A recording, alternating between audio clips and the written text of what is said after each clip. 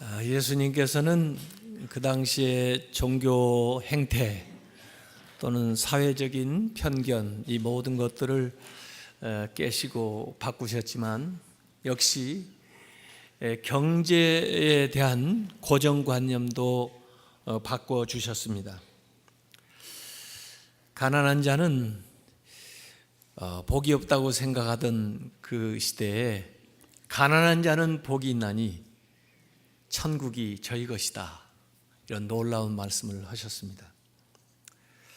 또 과부, 그 두 렙돈밖에, 동전밖에 그 드릴 게 없어서 부끄럽게 연복교회에 돈을 넣었는데 그 동전 떨어지는 소리로도 얼마를 넣었는지 모든 사람들이 알아볼 수 있는 그런 상황에 예수님께서는 이 여인이야말로 이곳에 있는 모든 다른 사람들보다 가장 많이 하나님 앞에 헌신했다라고 얘기를 하셨습니다. 물질 이전에 마음, 그리고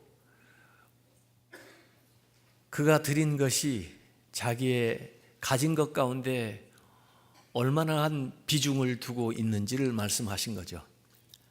부자들은 많이 드렸는지 몰라도 그가 가진 것에 비하면은 일부 보잘것없는 것을 드렸지만 이 여인은 자기의 소유 전부를 드린 것이라고 예수님께서 칭찬을 하셨어요. 또 놀라운 것은 아주 값비싼 옥합을 예수님 앞에 와서 깨뜨린 그 여인, 제자들은 낭비한다고 그렇게 그 여인을 책망을 했는데 오히려 예수님은 그 낭비가 아니라 준비다라고 얘기를 하시고 오히려 그 여인의 한 일을 본받고 또 그 여인의 행한 일을 기념을 하라, 이런 말씀을 하셨어요. 그 밖에도 포도원 품꾼의 비유를 통해서 그 당시의 경제 관념과 전혀 다른 이야기를 하셨고 또 달란트 비유를 통해서 이 경제에 대한 이야기도 해주시고 부자와 나사로의 이야기를 통해서도 재물에 대한 이야기를 해주셨습니다. 가난한 청년이, 부자 청년이 예수님에게 와서 어떻게 해야 영생을 얻을 수 있습니까? 라고 질문했을 때 하나님 말씀을 지키라 그러니까 저는 어려서부터 모든 계명을 다 지켰습니다. 그럴 때 예수님께서 정말 그가 하나님 말씀대로 살았는지를 가름할 수 있는 바로메타가 되는 중요한 말씀을 하셨습니다. 그러면 가서 네 소유를 팔아 가난한 사람에게 나눠주고 그리고 너는 나를 쫓으라. 그러면 하늘나라가 너의 것이다 라는 말씀을 예수님께서 하셨어요. 진작 계명을 다 지켰다는 사람이 이 구체적인 이 재물에 대한 예수님의 요구에는 자기가 재산이 많기 때문에 근심이 생겼어요. 하늘나라 가는 길을 분명히 제시해 주었음에도 불구하고 그는 재물이 많은 거로 근심하면서 예수님을 떠나 돌아갔다고 성경에 기록하고 있습니다. 그때 예수님께서 마태복음 19장 24절에 낙타가 바늘귀로 들어가는 것이 부자가 하나님 나라에 들어가는 것보다 쉬우리라. 부자가 하늘나라 들어가기가 얼마나 어려운가를 말씀하셨는데 마치 낙타가 바늘귀로 들어가는 것만큼 어렵다. 그 말씀 들으면 가난하게 사는 게 참 복인 것 같아요. 애들 보고 부자와 나사로 얘기를 해주고 너희들은 누가 되고 싶으냐 그랬더니 살아서는 부자가 되고 싶고요, 죽어서는 나사로가 되고 싶어요. 그러면 얼마나 좋겠어요. 부자로 살면서도 하나님 나라에 합당한 사람으로 산다는 것이 참 어렵다 하는 것을 예수님께서 우리에게 얘기해 주시는데 우리는 누구나 다 그러한 위험성도 아지 못하고 부자만 되려고 생각을 하죠. 더 많은 믿음이 필요한데 믿음은 더 키우려고 하지 않고 재산만 불리려고 생각을 하죠. 이런 생각들이 이 경제에 대한, 재물에 대한 우리의 생각과 예수님의 생각이 다른 것입니다. 우선 오늘 이 말씀 20절에 보니까 너희를 위해서 보물을 하늘에 쌓아두라고 얘기를 하고 있습니다. 대체로 우리는 이 세상에서 어떻게 재테크할 거를 생각을 하고 어떻게 은행에 또 투자자들에게 맡길까, 이 땅에 투자하는 것을 자꾸 생각을 하는데, 예수님께서 이 땅에 놔두는 것은 좀이 쓸고 녹이 쓸고 또 도둑이 들끈다는 거예요. 그래서 결코 안전한 것이 못 된다. 정말 제대로 된 투자를 하려면 하늘나라에 쌓아두라라고는 말씀을 예수님께서 하고 계세요. 그러면 어떻게 해야 하늘나라에 쌓아둘 수 있을까? 비행기를 타고 올라가서 하늘에 뿌려요? 하나님 나라 위에서 재물을 쓰라는 거죠. 하나님의 뜻을 따라 재물을 사용하라는 거죠. 또 하나님이 사랑하고 기뻐하는 일, 사람들을 구제하고 사람들을 세워주고 나누는데 너에게 주어진 그 물질을 활용하라 하는 뜻입니다. 재물은 이 세상에서 쓰라고 주신 것이지 쌓아놓으라고 준 게 아니에요. 탈란트 비유에도 보면은 소유만 하라고 주는 게 아니고 소통하라고 준 겁니다. 소통하지 않으면 고통당하게 돼요. 그래서 제가 탈란트 비유를 설명하면서 use or lose, 활용하지 않으면 없어진다 그랬어요. 우리에게 주어진 하나님의 모든 귀한 것들이 다 유효기간이 있어요. 그 유효기간 내에 쓰든지 활용해서 더 가치 있는 것으로 바꿔두지 않는다면 결국 없어지고 말아요. 어떻게 이 유한한 것을 영원한 것으로 바꿔둘 수 있을까? 어떻게 이 세상에 있는 것을 하늘나라를 위해서 투자할 수 있을까 하는 것들을 예수님께서 우리에게 얘기해 놓는 겁니다.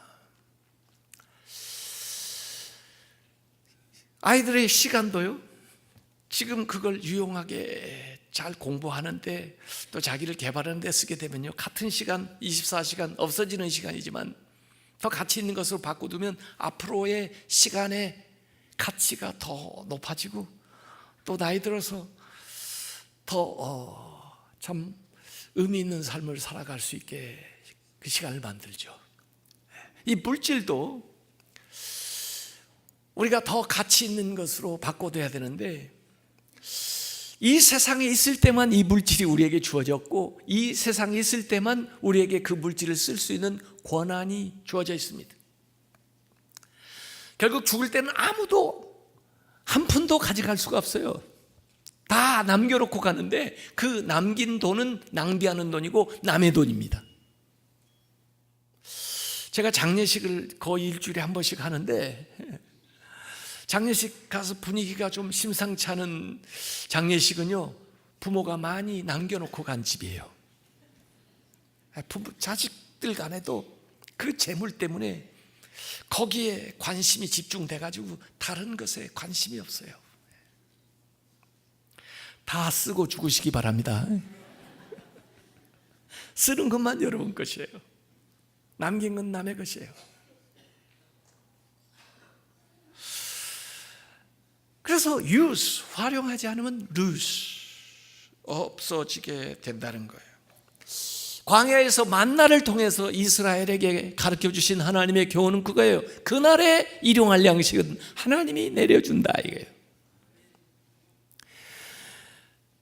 하나님을 믿지 못하는 사람, 또 내일에 대해서 염려하는 사람은 금했음에도 불구하고 만나를 내일 걸 위해서 좀 거두어 보관을 했는데 그 다음 날 보니까 썩었어요. 상했어요. 벌레 생겼어요. 악취가 납니다. 하나님이 책망하시는 거죠. 왜 이렇게 믿음이 없느냐 말이죠. 오늘 21절에 너의 보물이 있는 그곳에 너의 마음도 있다 그랬습니다. 여러분의 보물, 여러분이 귀하다는 것을 쓰는 그곳에 여러분의 마음이 가 있어요. 여러분의 마음이 있기 때문에 그 귀한 것을 거기에 쓰는 거예요. 그래서 사실은 여러분의 가계부를 보면은 여러분의 마음이 어디에 가 있는가, 여러분은 어떤 것을 중시하며 살고 있는가를 다 보여줍니다. 그게 여러분의 자화상이에요. 1년 동안 여러분이 물질을 쓴 것을 한번 다 검토해 보세요. 그게 여러분의 모습입니다. 여러분의 보물이 있는 곳에 여러분의 마음이 있어요.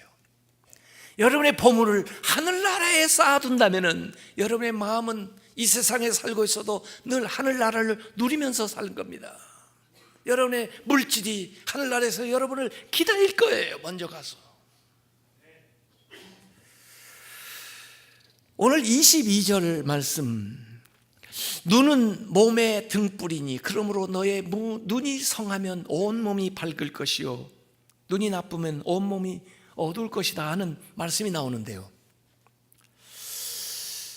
아니, 이 재물에 대한 이야기를 앞에도 뒤에도 계속 해나가면서 왜 갑자기 눈에 대한 이야기가 나옵니까?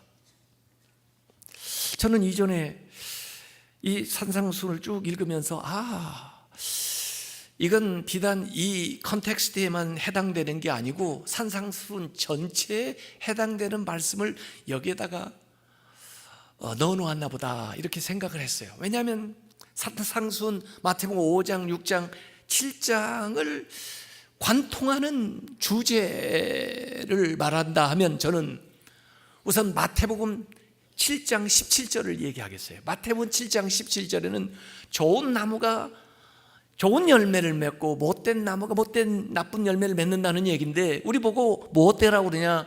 좋은 나무가 되라는 거예요. 열매 이전에 너희들이 좋은 나무가 되라. 좋은 나무는 이런 것이다. 팔복부터 시작해가지고 성품 쭉 얘기하고 있는 거예요. 그런가 하면 사실 이 마태복음 6장 22절도 이 산상수훈을 여는 핵심적인 구절로 저는 보았습니다. 그게 뭐냐면 세계관이에요. 월드뷰죠. 보는 눈, 두 가지의 세계관이 있습니다. 세상적인 세계관이 있는가 하면 성경적인 세계관이 있어요. 하늘나라의 세계관이 바뀌어야 된다는 거죠. 그래서 성경적인 세계관을 오늘 이 산상수훈을 통해서 우리에게 가르쳐 주려고 하는 것이 예수님의 메시지다, 이렇게 이해를 했습니다. 그렇게 이해해도 틀린 건 아니에요. 그런데 이번 주에 제 손자가 오고 나니까 이전에 못 보던 게 또 보이더라고요. 인생은요, 다 살아봐야 알아요. 제 손자가 이렇게 왔는데 말이에요, 가끔 이렇게 보면은 가끔 가다가 얘가 눈이 사시처럼 보여요. 그러니까 제 엄마가 걱정을 하는 거예요. 얘가 가끔 가다 이렇게 눈이 이 사시처럼, 사팔뜨기처럼 보인대 이거예요. 그래서 얘가 9개월밖에 됐니? 너도 어렸을 때 그랬어. 가지고 병원 데려갔더니 정상이래. 너 지금 봐봐, 얼마나 눈이 예쁘냐. 얘도 지금 초점을 잡아가는 거야. 태어나가지고 이 초점을 잡으면서 처음에는 멀리 있는 게 잘 안 보여요. 가까운 거 잘 보이다가 그 다음에 이제 시력이 교정이 되는데, 사실 우리 눈이 두 개잖아요. 외눈박이가 아니고 두 개니까 이 양 안을 가지고 있으면서 단일시를 가지려면 하나의 초점을 가져야 되거든요. 그래야 입체적으로 보이면서 잘 보이거든요. 그런데 이게 새로 태어나게 되면은 그걸 이제 적응하는 기간을 거쳐가요. 그래서 안과에서 내놓은 자료를 쭉 보니까 아이들이 계속 성장하려는데 9살 됐을 때 시력이 완전히 이제 잡힌다고 합니다. 저도 이 다초점 렌즈를 처음 하고 났을 때는 이 렌즈 안에 초점을 여러 개를 집어넣었기 때문에 어디에 거리에 있는 사물을 보느냐에 따라서 자기가 선택해가지고 그것으로 사물을 보는데 아직 적응되기 전에는 그걸 제대로 작동을 못해요. 그래서 보통은 한 6개월, 그렇지 않으면 1년 이상도 이 적응하는 기간을 거쳐야 되는데, 저는 그 다초점 렌즈를 끼고 얼마 안 돼서 바로 자동차 운전했다가 사고 난 적이 있어요. 적응이 잘 안 돼가지고요. 이 돋보기도 태양에서 받아가지고 하나의 초점으로 모일 때 그때 능력이 나타나는 겁니다. 근데 왜 이 눈은 이 얘기를 했을까? 여기 우리가 인생을 살아가면서 마치 이중 초점을 가지고 살아가는 거예요. 하나는 하나님, 하나는 물질입니다. 그래서 여기 바로 24절에 한 사람의 두 주인을 섬기지 못하는 거예요. 하나님과 재물을 겸하여 섬기지 못한다. 한 눈으로는 하나님을 보고 한 눈으로는 재물을 보게 되면은 이게 제대로 사물을 분간할 수 없는 상황이 되는 겁니다. 하나의 초점을 가져야 된다. 그렇다고 해서 세상 사람들처럼 재물만 바라보고 재물에만 초점을 두고 가면 그 밖의 것들이 안 보여요. 재물에 눈이 어두워가지고 다른 것들이 안 보이는 거예요. 그렇다고 한 눈으로는 하나님을 보고 한 눈으로는 재물을 보고 번갈아 가면서 산다는 것은 불가능하다는 거예요. 그렇게 살라고 준 게 아니라는 거예요. 그럼 어떻게 해야 되냐? 단 하나의 초점을 가져야 되는데 하나님만을 바라보고 살아가는 거예요. 그게 좋은 눈입니다. 그게 밝히 보는 눈입니다. 그것이 온 몸을 바르게 인도해 나갈 수 있는 초점이라는 것을 여기 이 얘기하기 위해서 갑자기 이 시력에 대한 이야기를 하고 있는 거예요. 두 가지로 보이면 나쁜 눈이에요. 재물만 보이면 어두운 눈이에요. 그 보는 것이 그것밖에 안 되기 때문에 인생 자체가 송두리째 그런 방향으로 흘러간다는 거예요. 재물에 눈이 어두워서 하나님도 안 보이고 다른 사람도 안 보이고 심지어 부모도 안 보이고 자기 아내도 안 보이고 자식도 안 보이게 되면은 이건 보는 게 아니에요. 그 돈이 그를 눈멀게 한 거죠. 그래서 오직 우리가 단일 초점을 가지고 살아가야 된다. 양다리 걸치지 하지 마라. 이건 시작부터 불가능하다예요. 사실 물질에도요 어느 정도의 스피릿이 있습니다. 영이 있어요. 그래서 사람을 사로잡습니다. 사람을 현혹하기도 합니다. 사람의 정신을 혼미하게도 만듭니다. 결국은 나를 부립니다. 나를 종처럼 다룹니다. 그래서 재물의 종이 되는 거예요. 재물이 내 우상이 되는 겁니다. 재물은 나에게 행복과 편안한 것을 가져다 줄 것처럼 얘기하지만은 결국은 이 재물에 대한 이야기를 시작하면 이 염려가 나오는 거예요. 재물은 염려가 끊임이 없이 나옵니다. 사실 오늘 재물에 대한 이야기를 하면서 더 많은 구절이 이 염려에 대한 언급을 하고 계시는데, 염려가 오늘 읽은 본문에만 6번 나옵니다. 25절, 27절, 28절, 그리고 31절, 34절에는 2번 한 구절에 언급되어 나오는 거죠. 재물을 고집하는 것 그 자체가 염려의 연속입니다. 재물은 사실은 오늘에 필요해서 오늘 쓰라고 준 건데, 염려는요 내일 것을 앞당겨서 생각하는 겁니다. 재물은요 오늘에 필요한 것이기 때문에 내일의 염려를 해결 못 해줍니다.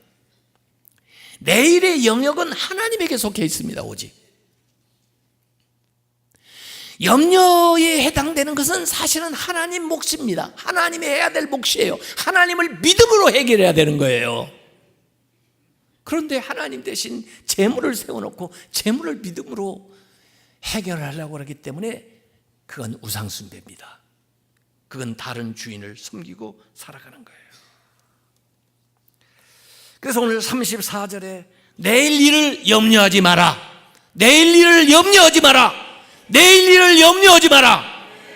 이렇게 우리에게 분명히 예수님께서 말씀하셨습니다. 염려는 우리가 할 수 있는 게 아니에요. 하나님만이 해줄 수 있는 거라니까요. 27절에 예수님이 더 구체적으로 너희 중에 누가 염려함으로 그 키를 한 자라도 더 할 수 있겠느냐? 염려한다고 키가 자랄까요? 더 쪼그라들지. 염려 무용론입니다. 아무 소용이 없다는 거예요.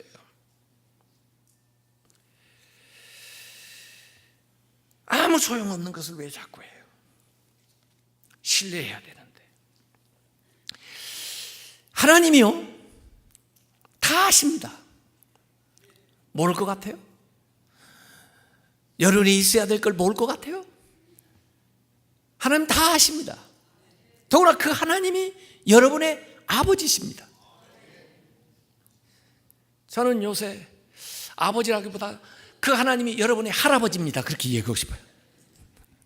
아버지는 자연적으로 돌보지만 할아버지는요 무조건적이에요. 그래서 저는 하나님은 할아버지가 더 맞은 것 같아요. 요새 보니까. 그런데 그 아이는 할아버지를 잘 모릅니다. 제가 우리 손자 아이 하주를 4개월 됐을 때 가서 봤거든요. 그리고는 지금 4개월이 지났잖아요. 가끔 이렇게 매일 거의 영상으로 통화를 하는데도 이제 실물하고도 좀 다르더라고요.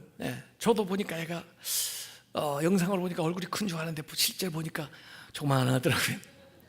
항상 영상을 갖다 옆에다 대니까 애가 공항에서부터 모든 게 달라졌고 이상한 사람이 와 있으니까 엄마한테 더 달라붙어요. 엄마 놓치면 큰일 날 것 같은 생각이 드는 거예요. 항상 엄마부터 확인하는 거예요. 내가 지 할아버지인데 제가 해코지할 사람으로 보여요? 그 월요일, 화요일 이렇게 지냈는데 제가 보니까 그제 한 3일 지나고 나서야 얘가 확실하게 신뢰가 가나 봐요. 이 사람은 나를 해칠 사람이 아니다. 그때부터 제가 믿을 만한 사람이었어요? 아니요. 예전부터 제가 믿을 만한 사람입니다. 걔한테는. 그런데도 걔는 이제 신뢰가 가서 저한테 옵니다. 저한테 와서 엄마 찾지 않고 있어요. 신뢰가 가기 때문에. 그런데 저는 그게 고맙더라고요. 나를 믿어주니까. 우리가 하나님을 믿는 게 얼마나 하나님이 우리한테 감사하나 이 생각을 제가 하게 됐어요. 하나님이 여러분에게 감사됩니다. 왜? 나를 믿어줘서. 그렇게까지 믿어줘서. 하나님이 그때부터 믿을 만한 분입니까? 아닙니다. 원래부터 내가 태어나기 전부터 하나님은 나를 조성하셨고 시편 139편에 보니까 나를 이렇게 만드시고 나를 이렇게 조정하셨고 이렇게 나를 섭리하시고 이렇게 인도하셨는데도 불구하고 이제서야 하나님을 믿겠다고, 이제서야 하나님이 믿을 만한 분이라고. 그래도 고맙다. 하나님이 여러분이 하나님을 알기 전에도 하나님이 여러분을 아시고 더구나 하나님이 능력이 많으시고 하나님이 여러분의 아버지인데 염려를 한다는 것은 주제넘은 짓입니다. 한심스러운 짓입니다. 하나님이 볼 때 공중의 새를 봐. 들에 핀 백합화를 보라고. 모르겠어? 너희들이 백합화보다 못하냐? 나한테. 너희들이 저 새보다도 나한테 못한 존재냐고. 내가 너희들 만물의 영장으로 만들어놨는데 내가 저들도 입히고 먹여주는데 하물며 너일까 보냐? 이 믿음이 적은 자들아. 염려하는 것은 불신앙입니다. 마틴 루터가요 이런 글을 써놨습니다. 짐승은 먹을 것을 얻으려고 일하지 않는다. 저마다 제 일이 있고 제 일을 궁리하며 제 먹이를 얻는다. 새는 날고 지저귀고 둥지를 틀고 새끼를 기른다. 이것은 새가 하는 일이지만 새가 이 일로 생계를 유지하는 것은 아니다. 소는 쟁기를 끌고 말은 운반을 하고 양은 털과 우유와 치즈를 제공한다. 이것이 그들의 일이다. 하지만 그것들은 자기들의 일로 생계를 유지하지 않고 하나님의 은혜로 땅에서 도단한 풀을 먹고 산다. 일은 하나님의 풍성한 복이므로 사람도 일하고 무엇인가를 해야 한다. 하지만 그는 자기를 부양하는 이가 따로 있음을 알아야 한다. 사람이 자기 일로 먹고 사는 것처럼 보이는 것은 하나님께서 일이 없는 사람에게는 아무것도 주지 않기 때문이다. 새는 씨를 뿌리지도 않고 거두지도 않지만 날아 올라 먹이를 찾지 않으면 굶어 죽을 수밖에 없다. 그러나 새가 먹이를 발견하는 것은 새 일 덕분이 아니라 하나님의 선하심 덕분이다. 그분이 아니라면 누가 먹이를 거기에다 두어 새가 발견하게 하겠는가? 하나님이 두지 않으시면 아무도 먹을 거리를 얻지 못한다. 이해가 되세요? 하나님이 우리를 먹여 살리는데요, 우리를 공급하는 채널이 많아요. 다양한 채널로 우리에게 공급을 해주세요. 이스라엘이 광야 생활을 할 때는요, 하늘에서 떨어뜨려요. 만나를, 또 메추라기를 그 진영에. 가나안에 들어가서는 땅에서 거둬서 먹게 해줘요. 이래서 땀 흘렸기 때문에 먹은 줄 알죠? 아니요. 하나님이 도와주지 않으면 거기서 그 땅이 그걸 낼 수가 없어요. 엘리야가 저 그리시네가에 있을 때는요, 독수리를 통해 가지고 가서 떨어뜨려서 그걸 먹고 살아요. 통로는 독수리지만 공급자는 하나님이에요. 거기 물이 다 마르니까 사르밧 과부한테 보내서 거기서 먹고 살게 해요. 통로가 사르밧 과부지만 공급자는 여전히 하나님이세요. 하나님은요, 공급하는 통로를 많이 가지고 계세요. 거기 나오는 구멍만 바라보고 있으면 안 돼요. 눈을 들어서 하늘 봐야 돼요. 공급자를 봐야 되는 거예요. 하나님이 공급하십니다. 베드로전서 5장 7절에 너희 염려를 다 주께 맡기라. 이는 그가 너희를 돌보심이라. 맡길 염려가 많을수록요, 믿음이 더 커질 수 있는 기회입니다. 하나님이 맡아주시는 것을 더 앞으로 경험하게 될 테니까 말이에요. 앞으로는 여러분, 하나님이 과연 나를 도와주실까? 그렇게 질문하지 마시고 하나님께서 이번에는 어떻게 도와주실까 기대하세요. 이번에는 하나님이 어떠한 방법으로 나를 도와주실까 기대하세요. 이방인들이나 염려하고 하나님을 안 믿는 사람들이나 염려하고, 그렇지 기독교인으로서 염려한다면 그 사람은 믿음 없는 사람입니다. 기독교인이면서 염려하는 사람은 하나님을 잘 모르는 사람입니다. 우리는 돈으로 사는 게 아니라 믿음으로 살고 기도로 삽니다. 믿음의 반대가 뭐라고 그랬어요? 염려입니다. 믿음의 반대는 염려예요. 두려움이에요. 그래서 성경에 예수님 계속해서 두려워하지 말고 믿기만 해라. 두려워하지 말고 믿으라. 두려워하지 말고 믿으라. 네가 기적을 보리라. 회당장 야이로의 딸이 죽어가는데도 그 회당장에게 두려워하지 말고 믿기만 해라. 풍랑 만난 배에서 죽겠다는 제자들에게 두려워하지 말고 믿으라. 간질로 이 사지가 마비가 돼가지고 그 마가복음 9장에 그 아버지에게 믿으라. 믿는 자에게 능치 못함이 없느니라.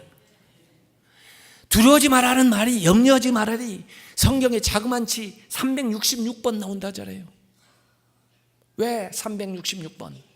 1년이 365일이니까 매일 염려하지 마라 플러스 윤년이 있을 경우를 대비해서 하나든 매일 두려워하지 마라 이거예요. 두려워하지 말고 믿으라. 두려워하지 말고 믿으라. 두려워하지 말고 믿으라.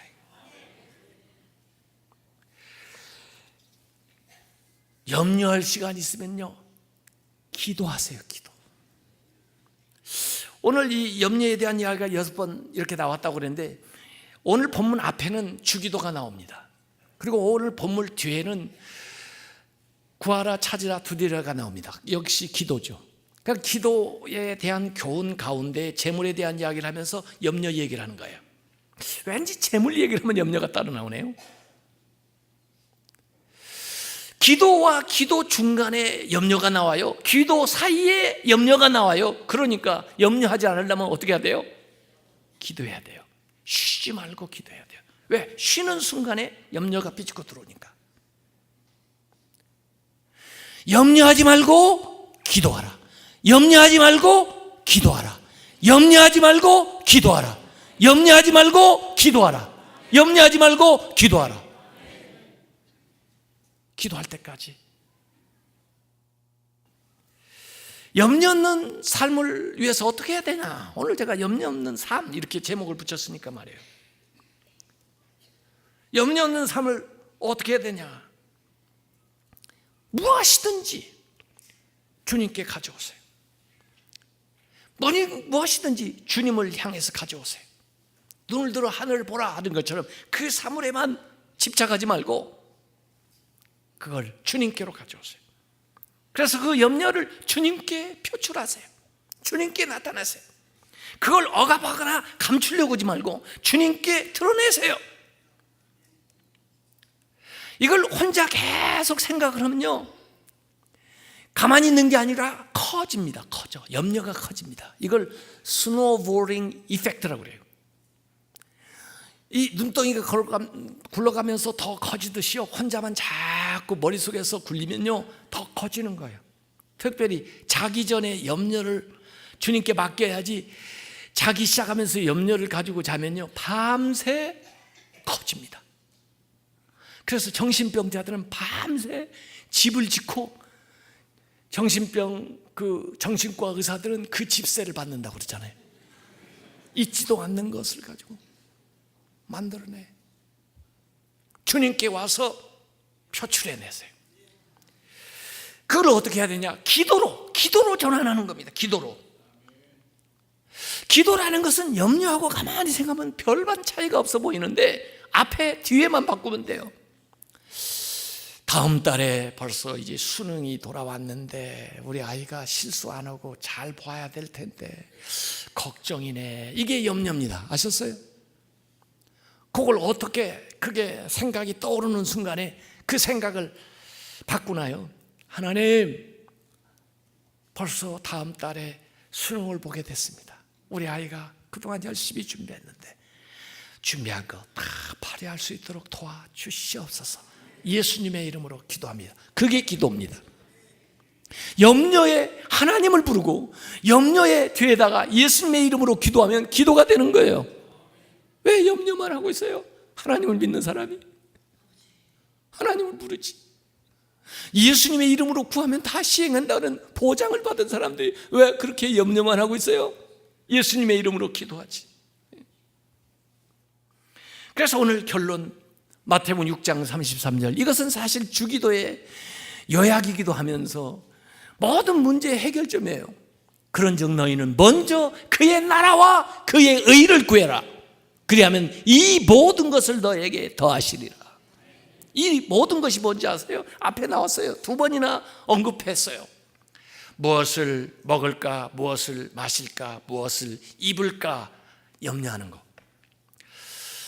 이거 염려한다고 해결되는 게 아니고 그의 나라와 그 의를 구하면서 살면 하나님께서 이 모든 것을 해결해 주신다는 거예요. 하나님께서 이 모든 것을 더해 주신다는 거예요. 사실은 무엇을 먹을까, 마실까, 입을까는요 필수품이에요. 근데 그 정도 우리가 염려해가지고 그런 정도 염려하는 사람 별로 없을 겁니다. 여기 대부분 우리가 염려하는 항목은요 기호품, 사치품, 명품, 더 큰 집, 더 좋은 차, 더 뭐 대단한 어떤 교육, 뭐 이런 생각들을 하느라고 옛날에 비해서 세상이 갈수록 근심의 종류는 더 많아졌습니다. 이게 세상이 하는 일입니다. 세상 광고가 하는 일이에요. 이것이 있으면 너 행복해질 거야. 이걸 못 가져서 행복하지 않아야 이걸 하는 거예요. 그래서 설득이 되는 겁니다. 그러니까 염려가 생기는 겁니다. 남하고 비교하니까 염려가 생기는 겁니다. 그렇기 때문에 우리가 무슨 훈련을 같이 해야 되냐면 단순한 삶의 훈련을 해야 돼요. Simple lifestyle. 좀 삶을 가지치기를 좀 해서 복잡하게 만들지 말고 단순하게 좀 하자고요. 단순하자고요. 1960년도에 이 프린스턴 신학교에서 그 붙었다는 그 광고판을 제가 주간 중에 페이스북을 통해서 봤는데요. 이렇게 써 있다고 합니다. 혹 돈이 부족해서 과학을 하고 싶더라도 여기 공부하는 동안은 과학을 하지 않기를 바랍니다. 그리고는 정이 먹을 게 없는 사람은 오라. 그래가지고 식비로 $20를 줬답니다. 그리고 여기 신학교 다니는 동안에는 성경 보고 기도하는 일에 전념해라. 그랬다는 거예요. 그럼 뭘 하려고 그러는 거예요? 그 기간을 통해서 단순한 삶을 살아가는 훈련, 또 하나님이 어떻게 도와주시는가를 체험해 보라는 거예요. 너무 쉽게 해결하려고 하지 말고. 누군들 뭐 아르바이트 못 하겠어요? 또 아르바이트 하면서 다 공급받으면 하나님이 도와주시는 거 어떻게 알겠어요? 저는 78년도에 집에서 쫓겨나가지고 신학교에 갔는데, 그때 여기 말리안 성결교회에서 교육전도사를 하는데 한 달에 4만 원을 줬습니다. 4만 원 가지고 졸업할 때까지 잘 살았습니다. 잘 살았다는 것은 하여간 죽지 않고 살았다는 말이에요. 견뎌냈습니다.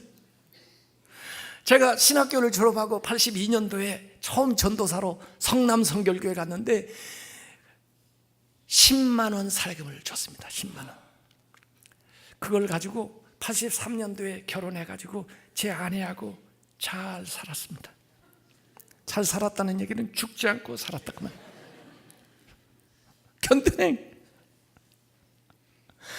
제가 전방에서 군목 생활을 했고, 그때 보니까 중위 봉급이 14만 4천 원을 받았는데, 어쨌든 군목 제대를 하고 88년 8월 27일에 미국에 유학을 가는데 퇴직금 받은 거하고 사람들이 주신 것을 환전을 했더니 딱 5천 불이었습니다. 제가 제 아내 보고 가계부를 쓰라고 그랬더니 제 아내가 하는 말이, 벌어오는 돈도 없는데 어떻게 가계부를 쓰냐, 쓰려면 당신이 쓰라고 그래가지고. 제 아내는 평생 가계부를 써본 적이 없는 사람입니다. 제가 할 수 없이 노트를 하나 사가지고 앞에 1페이지다 이렇게 썼습니다. 유학생활하는 동안 하나님이 어떻게 나의 필요를 채워주시는가를 체험하고자 합니다. 그리고 5,000불. 첫날 가서 데이스인에서 하루 자고 났더니 55불 지출됐습니다.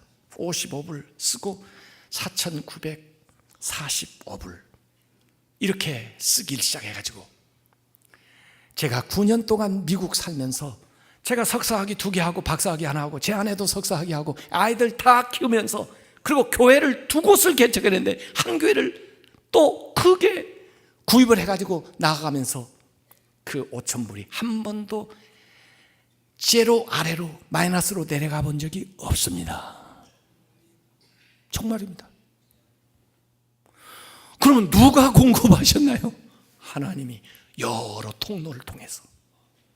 제가 그걸 기록하면서, 이야, 하나님은 신기하신 분이다. 어떻게 이렇게 딱 맞는 시간에 꼭 필요한 만큼 채워주시나 이거예요. 저는 살아계신 하나님을 봤습니다. 이스라엘이 광야에서 그 그 고생을 하면서 그 광야 생활을 결론 낼 때 이스라엘이 뭐라고 했습니까? 우리가 광야에서 하나님을 보고 먹고 마셨다고 그랬습니다. 어떻게 하나님을 봅니까? 어떻게 하나님을 먹습니까? 어떻게 하나님을 마십니까? 그만큼 생생하게 광야 생활 때문에 하나님을 경험했다는 거예요. 제가 물론 미국에 있으면서 푸드 쪽이 어디 가면 치즈하고 시리얼하고 우유 준다고 그래서 가서 타다 먹은 적도 있습니다. 또 누가 쓰지 않는 매트레스 갖다 버리고 탁자 버리면 쓸만한 거 고쳐가지고 집에다가 카페트 깔고 산 적은 있습니다. 그러나 그렇다고 해서 자존심까지 접어지지 않았어요. 내가 하나님의 아들이다. 하나님이 나를 훈련시키신다. 내가 이 연단 잘 받으면 하나님께서 더 많은 것을 나에게 맡겨주실 것이다 하는 믿음을 가지고 살았다니까요. 우리 믿음은요, 어려운 가운데 자라는 겁니다. 하나님도 때로 필요하면 우리를 연단시키는 겁니다. 그래서 우리가 풍부에 처할 줄도 알고 빈곤에 처할 줄도 알고 담대하게 하나님의 자녀로 어떤 삶을 살든지 나아갈 수가 있는 거예요. 우리의 삶을 정돈해야 됩니다. 그래서 가능한 한 단순해야 돼요. 나그네 같은 삶을 사는데 나그네가 길을 떠나면서 짐을 많이 꾸리면 얼마나 복잡하겠어요. 그 짐에 눌려 짐꾼 노릇 하느라고 여행도 못하고 일도 제대로 못해요. 우리가 이 세상에 많이 쌓아놓으면요, 그게 미련이 남아서 하나님이 부를 때 어떻게 아멘 주 예수 어서 오셔서 올라가겠어요? 그게 무거워서 올라가다가 떨어지죠. 하늘나라에 우리의 삶의 중심을 자꾸 옮겨가세요. 하나님의 주시는 복이 있으면 하나님 나라 위해서 자꾸 투자하고 쓰세요. 그리고 나누세요. 그리고 걱정되는 거 있으면 걱정하지 말고 기도하세요. 믿으세요. 주님께서 여러분의 필요를 다 채워주십니다.